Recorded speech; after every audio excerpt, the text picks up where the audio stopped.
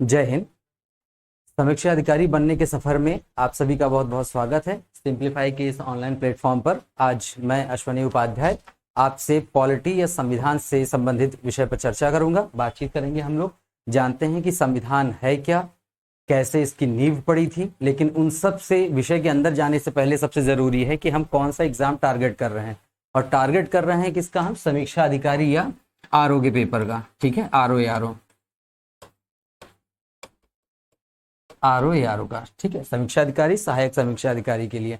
और ये जानना जरूरी है कि आप चाइना से लड़ रहे हैं तो वो उसकी ताकत क्या है, कमजोरी क्या है, पाकिस्तान से अगर लड़ रहे हैं तो उसकी ताकत, उसकी कमजोरी क्या है, अगर आप समीक्षा अधिकारी का पेपर दे रहे हैं तो उसकी ताकत, उसकी कमजोरी क्या है। ठीक है, तो ये हमें पता होना चाहिए। अगर हम बात करेंगे पॉलिटी के विषय के, संविधान से संबंधित, राज्य व्यवस्था से संबंधित हम लोग अगर बात करेंगे तो हमें पता होना चाहिए कि कौन कौन से टॉपिक आते हैं इसमें।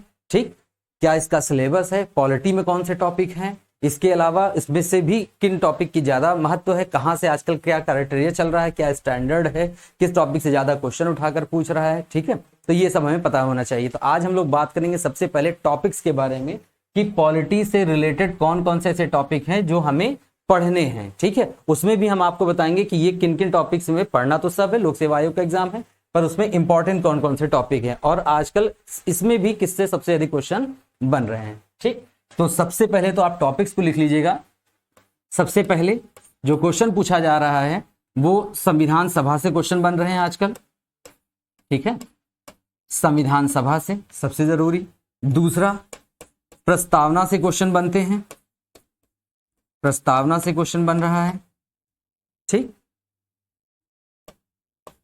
तीसरा, अनुसूचियां पूछी जा रही हैं, एक कोई अनुसूची आ जाता है एग्जाम में, पूछ लेता है। चौथा, कोई एक भाग पूछ लेता है, किस भाग में क्या है, पंचायत किस में है, या वित्त से रिलेटेड किस में, किस चैप्टर में बात की गई है, या निर्वाचन किस भाग में रखा गया, एक आध कोई क्वेश्चन आ जाते हैं। ठीक, एक अनुसूची एक भाग कोई पूछ लेता है। इसके बाद में फंडामेंटल राइट्स पूछ लेते हैं, मौलिक अधिकार, एफआर की बात करें, फंडामेंटल राइट्स। ठीक है, एक आर्टिकल इसमें से आते आते हैं, या 4 क्वेश्चन दे देते हैं जैसे मैच करने को आता है, और एक ही क्वेश्चन में 4 आर्टिकल पूछ लेते हैं। ठीक, इसके अलावा डीपीएसपी, यहां से भी एक आर्टिकल पूछा जा रहा है, डीपीएसपी। ठीक, इसके अलावा संसद से रिलेटेड क्वेश्चन पूछ ले रहे हैं, यहां से क्वेश्चन बनते हैं, और संसद में तीनों चीजें आ जाती हैं, राष्ट्रपति, राष्ट्रपति के साथ साथ हम लोग उपराष्ट्रपति भी पढ़ेंगे, उपराष्ट्रपति। हालांकि उपराष्ट्रपति से बहुत ज्यादा क्वेश्चन नहीं बनते हैं, लेकिन हाल ही में राष्ट्रपति उपराष्ट्रपति के चुनाव हुए हैं, तो मे बी जगदीप धनखड़ या उपराष्ट्रपति से संबंधित कोई नई चीज पूछ ली जाए। ठीक है, राष्ट्रपति इंपॉर्टेंट है। इसके अलावा राज्यसभा से क्वेश्चन बनते हैं, और इसके अलावा लोकसभा से, क्योंकि लोकसभा का चुनाव है 2024 में, तो करंट से जोड़ते हुए इस टॉपिक से क्वेश्चन पूछेगा, करंट का करंट हो जाएगा और विषय से संबंधित हो जाएंगी बातें। ठीक है, ज्यादातर स्टेट के एग्जाम में संसद तो इंपॉर्टेंट है ही, यहां तो आते आते क्वेश्चन, लेकिन ज्यादातर स्टेट के एग्जाम में संसद की जगह पर क्या हो जाएगा, विधानमंडल। ठीक है, विधानमंडल से क्वेश्चन बन जाते हैं, विधानमंडल। और विधानमंडल में भी 3 चीजें आ जाती हैं, क्या क्या, एक तो आ गया राज्यपाल, राज्यपाल की क्षमादान की शक्ति किस अनुच्छेद में है ना, राज्यपाल किस अनुच्छेद में आता है। ठीक है, विधान परिषद पूछ लेते हैं, और विधान सभा से रिलेटेड क्वेश्चन बनते हैं। ठीक है, जो रोल देश के लिए केंद्र में संसद का है वही राज्य में विधानमंडल का है। इन तीनों को मिलाकर हम क्या कह रहे हैं, विधानमंडल। किसी स्टेट में विधान परिषद नहीं है तो राज्यपाल और विधानसभा को मिलाकर कहा जा रहा है विधानमंडल। ठीक है, ये भी चर्चा में है। अभी तृणमूल कांग्रेस या पश्चिम बंगाल ने अपने यहाँ से बिल पास किया है कि हमें एक विधान परिषद की जरूरत है, तो वहां पे विधान परिषद की गठन की बात हो रही है। आंध्र प्रदेश ने कहा है कि हमारे यहाँ से विधान परिषद को समाप्त कर दिया जाए या हटा दिया जाए। ठीक है, तो ये आजकल चर्चा में है। इन सब टॉपिक्स पे हम लोग चर्चा करेंगे, पढ़ेंगे इनको। ठीक है, इसके अलावा क्वेश्चन बनते हैं आपके पंचायत से, मोस्ट इंपॉर्टेंट टॉपिक, यहां से तो क्वेश्चन आता ही आता है, पंचायत। ठीक है, पंचायत के साथ साथ ही हम लोग पढ़ेंगे नगर पालिका भी, नगर पालिका, म्युनिसिपैलिटीज के बारे में। ठीक है, हालांकि पंचायत से क्वेश्चन ज्यादा पूछे जाते हैं, त्रिस्तरीय व्यवस्था पूछ ली जाएगा, या जितनी भी कमेटी बनी थी उनका क्रम पूछ लिया जाएगा, या कोई सन पूछ लेगा, अशोक मेहता समिति किस सन में बनी थी, मैच करने को आ जाते हैं। ठीक है, क्वेश्चन इस तरह से पुटअप होते हैं यहाँ से। पंचायत से। इसके अलावा नेक्स्ट है सुप्रीम कोर्ट और हाई कोर्ट, सुप्रीम कोर्ट और हाई कोर्ट, ठीक है। सुप्रीम कोर्ट से ज्यादा क्वेश्चन पूछे जाते हैं, सुप्रीम कोर्ट हाई कोर्ट दोनों हम लोग पढ़ेंगे, ठीक। तो ये हो गया आपके मेन, बाकी टॉपिक सारे कवर किए जाएंगे, जैसे कि महान्यायवादी भी है, महाअधिवक्ता भी है, वो केंद्र के लिए विधिक सलाहकार होते हैं, राज्य के विधिक सलाहकार हैं, इनसे संबंधित बात करेंगे हम लोग। नियंत्रक महालेखा परीक्षक यानी कैग से रिलेटेड हम लोग बातें करेंगे। इसके अलावा वित्त आयोग से संबंधित हम लोग बात करेंगे, नीति आयोग से संबंधित बात करेंगे, योजना आयोग से भी संबंधित बातचीत करेंगे हम लोग, ठीक है। तो ये टॉपिक्स हैं जिनके बारे में हम लोग बात करेंगे। शुरुआत हम लोगों की एक्ट से होगी, ठीक है। कहां से शुरुआत करेंगे? एक्ट से। तो आज हम लोग ये बात करते हैं इससे संबंधित कि सबसे पहले संविधान की नींव पड़ी कहां से थी। कोई भी विषय हो, अगर आपकी जड़ मजबूत है तो आप लंबे समय तक टिके रहेंगे, ठीक है। तो सबसे पहले आज हम लोग बात करते हैं संविधान या राज्य व्यवस्था क्या है, इससे संबंधित।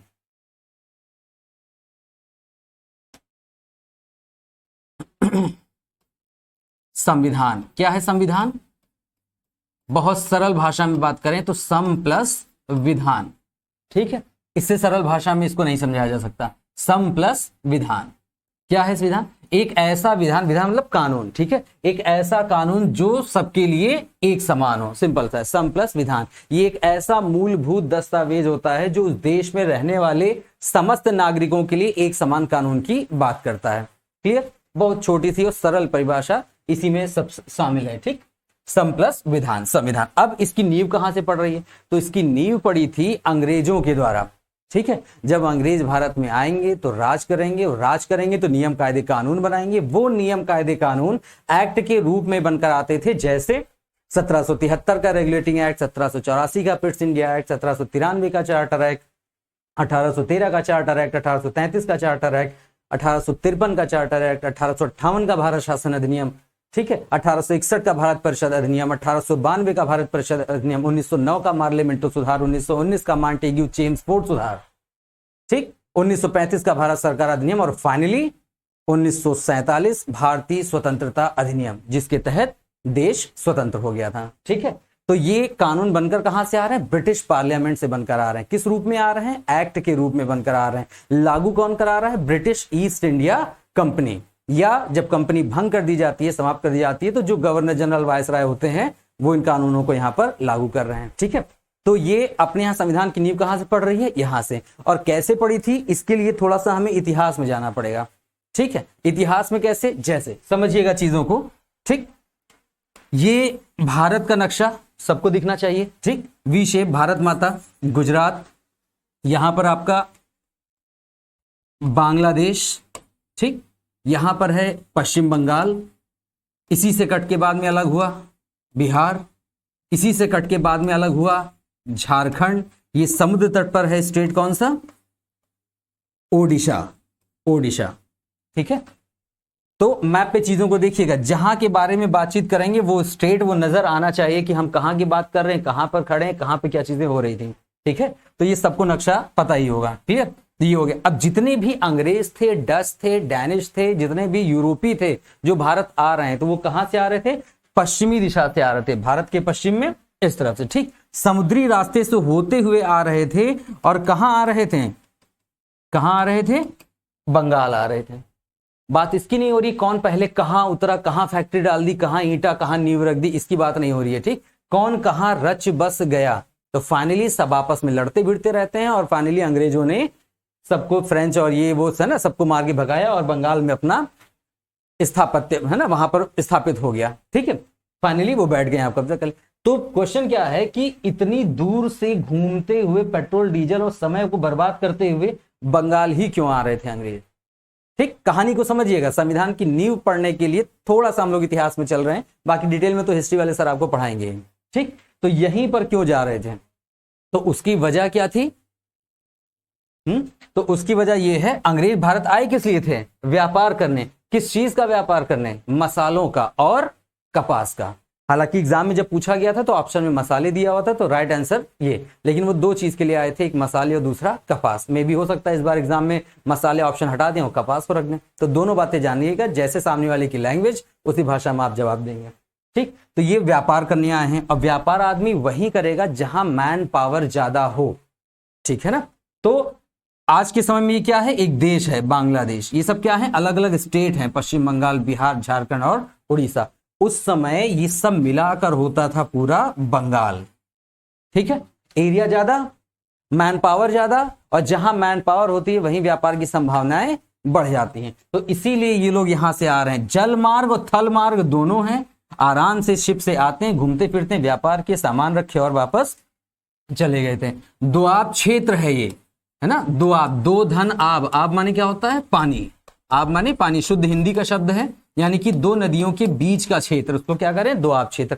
और जो दोआब क्षेत्र है वो काफी कृषि के लिए बढ़िया जमीन है, कृषि उन्नत क्षेत्र है, सिंचित है, उपजाऊ भूमि है ये। ठीक, और तब के लोग खेती पर डिपेंड भी करते थे। हम लोग बात करें 1756-57 की, ठीक, जितनी बढ़िया खेती उतना बढ़िया धन धान्य से परिपूर्ण, इसका मतलब संपन्न लोग रहते थे। और जब आप संपन्न जगहों व्यापार करते हैं तो ज्यादा लाभ होता है। ठीक है ना, तो अमीर जहां एरिया में चले जाइए, पॉश इलाके में व्यापार कीजिए, वहां कोई मोल भाव नहीं करता है ना, जितना भी आप महंगा खरीदिए बेचिए कोई दिक्कत नहीं।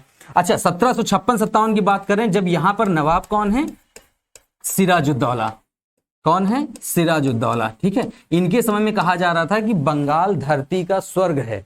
एक बार स्वर्ग कह दिया, जन्नत कह दिया, इसका मतलब हर तरह से अच्छा ही होगा, संपन्न ही होगा, तभी इतना बड़ा टाइटल मिला है। ठीक, अब गौर कीजिएगा, उस समय का भारत कृषि प्रधान देश, सब कुछ बढ़िया चल रहा है। ठीक, इसी में आए अंग्रेज।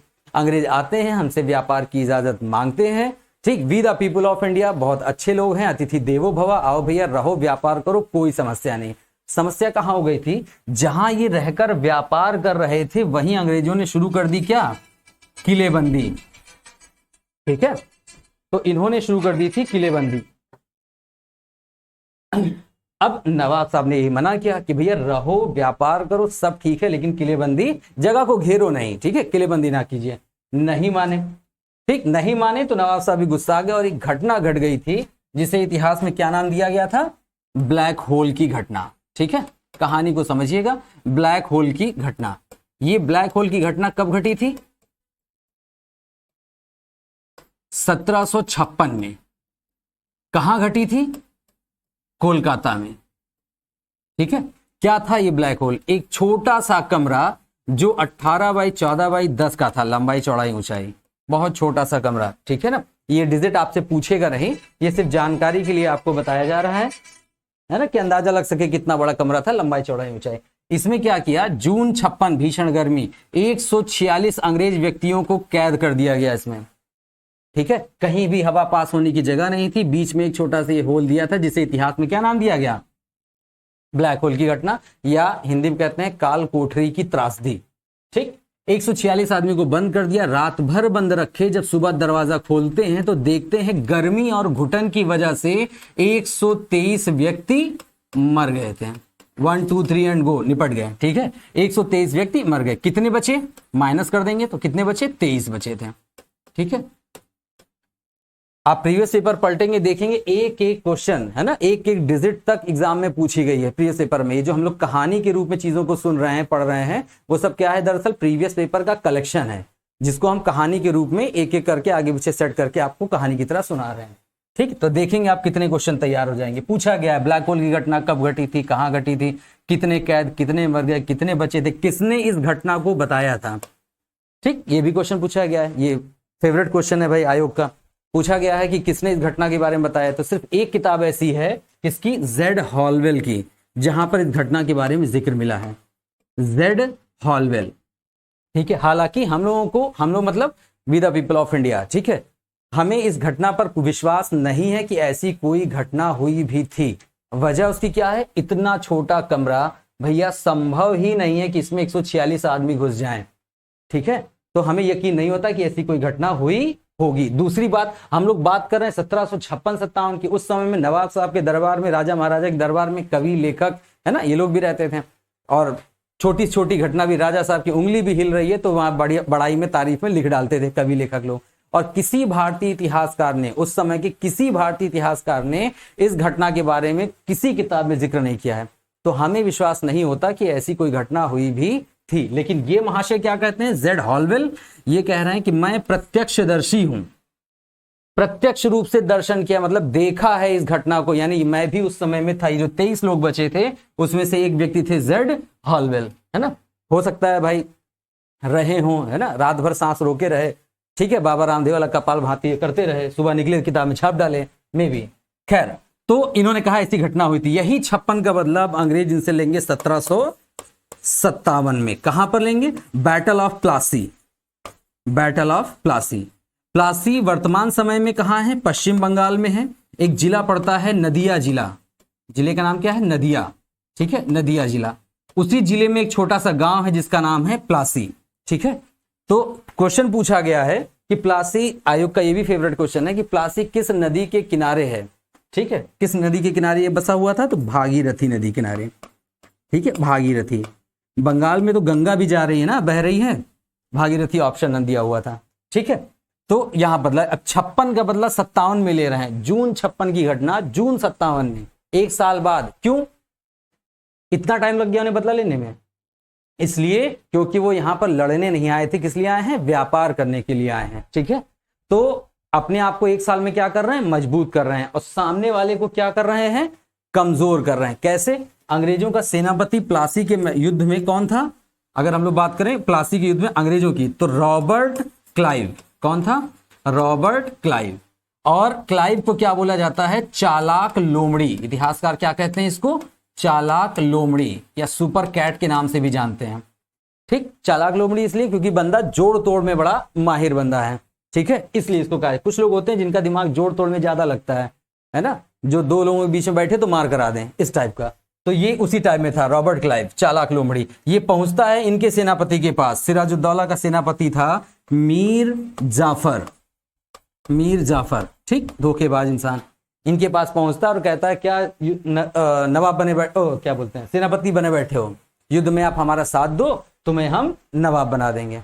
अब वी द पीपल ऑफ लालची, ठीक है, ये लालच में आ गया। इसको लगा अंग्रेज तो बड़े अच्छे हैं, युद्ध ये जीतेंगे और कुर्सी हमें दे रहे हैं, सत्ता हमें दे रहे हैं। तो क्या अंग्रेज सत्ता लेने आए थे? कुर्सी लेने आए थे? नहीं, वो किस लिए आए हैं? किस लिए आए हैं? लूटने खसूटने आए हैं। ये नालायक उनकी सोच को समझ नहीं पाया।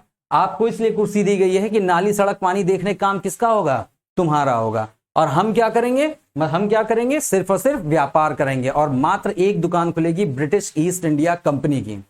जब एक ही दुकान होगी, सिर्फ हम ही व्यापार करेंगे, तो एक ही मार्कर बिक रहा है, एक ही दुकान है, तुम्हारे गर्ज होगी तो खरीदोगे, चाहे इसके दाम कितने भी हाई फाई हो, चाहे इसकी क्वालिटी कितनी भी गिरी हुई हो, ठीक। तो अगर जमकर टैक्स लगाएंगे, राजस्व वसूलेंगे, जनता भड़केगी तो किसके खिलाफ? नवाब के खिलाफ, जो मेन है, हेड ऑफ द फैमिली है, उसके खिलाफ भड़केंगे, ठीक है। तो यही चीजें हैं। ये नालायक उनकी सोच को समझ नहीं पाया।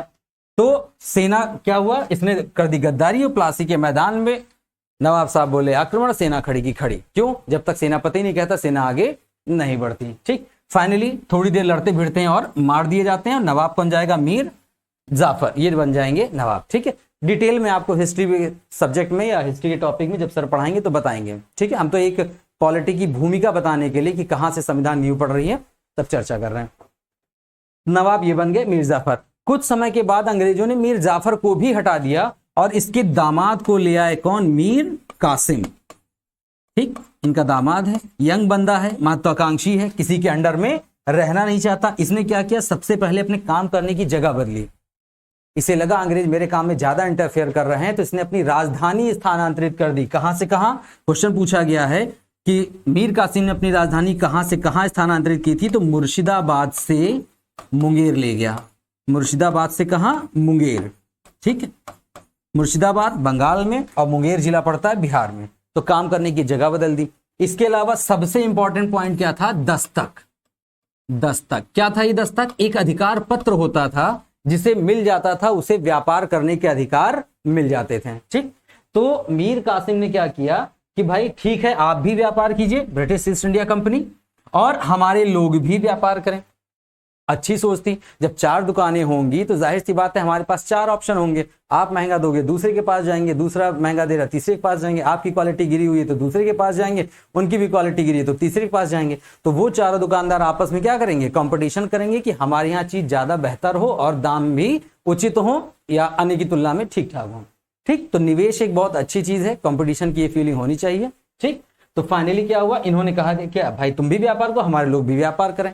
आपको व्यापार करना है, ले जाओ दस्तक, उन्हें व्यापार करना है, आप भी ले जाओ दस्तक, है ना। ये अधिकार पत्र होता था जिससे मिल गया व्यापार करने के अधिकार मिल जाते थे। ठीक, लेकिन अंग्रेज तो नालायक, इन्हें 1 रुपए में 99 पैसा नहीं, पूरा का पूरा 1 रुपया चाहिए था। और इसी दस्तक से नाराज होकर इन्होंने मीर कासिम को पद से हटा दिया और वापस ले आए अपनी कठपुतली मीर जाफर को। लेकिन कहा ना, यंग बंदा है, महत्वाकांक्षी है, किसी के अंडर में रहना नहीं चाहता। ये सबसे पहले क्या करता है, जो इनके पास बची कुची विश्वसनीय सेना होती है उसको लेकर ये बंगाल से आता है, कहां, अवध। और अवध में नवाब बैठे हुए हैं शुजाउद्दौला, और इनसे कहता है अगर हम और आप मिल जाएं तो अंग्रेजों को मार के भगा सकते हैं, वरना आज बंगाल तो कल अवध भी आ जाएंगे। इनको बात समझ में आ गई, दोनों मिलकर थोड़ा और आगे बढ़े और कहां पहुंचे, दिल्ली। दिल्ली में मुगल सम्राट बैठे हुए हैं, कौन, शाह आलम द्वितीय, शाह आलम द्वितीय। ठीक, और इनसे भी ये कहते हैं कि भैया हम तीनों लोग मिलकर इनको भगाते हैं, वरना आज बंगाल कल अवध तो परसों दिल्ली। ठीक है, सोच अच्छी थी कि तीनों एकजुट होते हैं, इनको मार के भगाते हैं, फिर भैया अपना अपना देखा जाएगा। तो तीनों एक अच्छी सोच के साथ इकट्ठा हो गए, कहां, 1764 में। कहां पर, बक्सर, बक्सर के मैदान में। बक्सर जिला कहां, बिहार में। ठीक है, एक तरफ से ये तीन हैं, मीर कासिम, शुजाउद्दौला, शाह आलम द्वितीय, और दूसरी तरफ से ब्रिटिशर्स हैं, अंग्रेजी सेना। युद्ध हुआ, जीता कौन, जीता कौन, अंग्रेज। ठीक, बड़ी बात है, एक साथ तीनों को हराना बहुत बड़ी बात थी। ठीक, अगर यही मीर जाफर यहां नालायकी ना करता तो शायद आज भारत की तस्वीर ही कुछ और होती। ठीक है, तो यहां चीजें, और अकेले इन्हें हराना बड़ी बात थी, अकेले अवध की सेना को हराना नामुमकिन कुछ भी नहीं, लेकिन बड़ी बात थी। मुगल सेना को हराना बड़ी बात थी। ठीक, और तीनों को एक साथ उठाकर पटक दिया, तो एक बड़ी बात है, यूनिक काम है। दुनिया पूछती है काम किसने किया, कोई भी यूनिक काम होता है। आयोग भी बार बार पूछता है कि बक्सर के युद्ध में सेनापति था कौन जिसने तीनों को एक साथ हरा दिया। ठीक, तो कौन था, हेक्टर मुनरो। कौन था, हेक्टर मुनरो। ठीक है, मेन सेनापति यही है जो सामने से आर्मी के साथ थल सेना के साथ आ रहा है। रॉबर्ट क्लाइव यहां पर भी है, वो पीछे से आता, चालाक लोमड़ी है ना, वो पीछे से आता नेवी सेना के द्वारा, तब ये लोग नेवी यूज करने लगे थे। और फिर जब आगे पीछे दोनों से अटैक करते हैं तो इन तीनों की सेनाएं हड़बड़ा जाती हैं। तो फाइनली अपने दम पर, अपने स्ट्रैटेजी के आधार पर, अपने आधुनिक हथियारों के दम पर इस युद्ध को अंग्रेज जीत लेते हैं। ठीक, आधुनिक हथियार का मतलब तुम चला रहे हो तलवार भाला, जय श्री राम या अल्लाह करके दौड़े, गोली पड़ी लेट गए, वो चला रहे गोली बंदूक। ठीक, तो ये फर्क था हथियारों का। ठीक, अच्छा, उस समय साउथ में कोई बड़ा नाम नहीं था। ठीक है ना, कोई बड़ा नाम नहीं। मेन उस समय कौन थे, ये बंगाल था, अवध था और दिल्ली था। जब तीनों को एक साथ हरा दिया तब अंग्रेजों का कॉन्फिडेंस अब यहां से यहां आ गया। इनको लगा यार हमसे सुप्रीम तो अब कोई रहा ही नहीं, तो जब हमसे सुप्रीम कोई नहीं है तो बस अब ये क्या करने लगे, इसी युद्ध के बाद अब व्यापार के साथ साथ पूरे देश पर शासन भी करना शुरू कर दिया। तो ऐसे पड़ी थी अंग्रेजों की नींव। हमें बस इतना पता होता कि अंग्रेज आए और राज करना शुरू कर दिए। अरे ऐसा उस समय क्या हुआ था जो राज करना शुरू कर दिए, चंद मुट्ठी भर लोग आए और करोड़ों भारतीयों गुलाम बना गए। क्या वो आज ऐसा कर सकते हैं, क्या हम किसी देश में जाकर ऐसा कर सकते हैं? तो उस समय ऐसा क्या हुआ था, तो उस समय यही हुआ था कि व्यापार के लिए आना, किलेबंदी करना, नहीं माने तो ब्लैक होल, ब्लैक होल का बदला फिर प्लासी, प्लासी के बाद एक और निर्णायक लड़ाई बक्सर, और इसी युद्ध के बाद उन्होंने व्यापार के साथ साथ शासन करना शुरू कर दिया। तो ऐसे पड़ी थी अंग्रेजों की नींव। क्लियर? अब जब राज करेंगे आप हमारे ऊपर, तो राज करने के लिए कुछ नियम कायदे कानून बनाएंगे। भाई छोटी से लेकर बड़ी संस्था, कोई भी देश हो, है ना, कुछ भी हो, तो अगर आपको एक उस पर राज करना है, कुछ उस प्रोसेस से आगे बढ़ना है, तो कुछ नियम कायदे कानून बनाने पड़ेंगे। वो रूल रेगुलेशन सब बनकर आ रहे थे ब्रिटिश पार्लियामेंट से, जो अभी हमने क्लास स्टार्ट के समय बताई थी। ठीक, ब्रिटिश पार्लियामेंट से बनकर आ रहा है एक्ट के रूप में, 1773 regulating act, Pitt's India act, charter act, ये सारी चीजें। ठीक, वो सब आ रहे हैं। और कौन कर रहा है? ब्रिटिश ईस्ट इंडिया कंपनी उसे लागू कर रही है। और ब्रिटिश ईस्ट इंडिया कंपनी के डिसॉल्व होने के बाद, भंग होने के बाद में फिर जो गवर्नर जनरल वायसराय होते हैं वो उस कानूनों को यहां लागू कर रहे हैं। ठीक है, तो जो पहला टॉपिक हमारा होगा, जो पॉलिटी के हम लोग स्टार्ट करेंगे, वो इसी टॉपिक से स्टार्ट करेंगे। वो कौन सा होगा? एक्ट, या हिंदी में लिखा होगा संवैधानिक विकास, या हम अधिनियम सारे पढ़ेंगे। ठीक है, एक्ट। और एक्ट में शुरुआत कहां से होगी? सबसे पहले 1773 का रेगुलेटिंग एक्ट, 1773 का रेगुलेटिंग एक्ट, यहां से स्टार्ट करेंगे। ठीक है, रेगुलेटिंग एक्ट।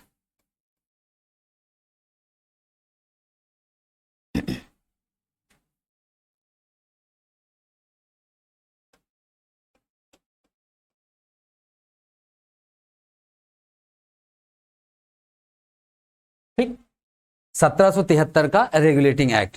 तो पहला जो टॉपिक होगा, जो हम लोग आज से नहीं अब कल से स्टार्ट करेंगे इस चीज को, लेकिन आज मैंने सिर्फ इतना बताया है कि अंग्रेज कैसे आए थे भारत में, कैसे राज करना शुरू कर दिए थे, और जब राज करेंगे तो नियम कायदे कानून बनाएंगे, बस वहीं से हमारा टॉपिक शुरू होगा।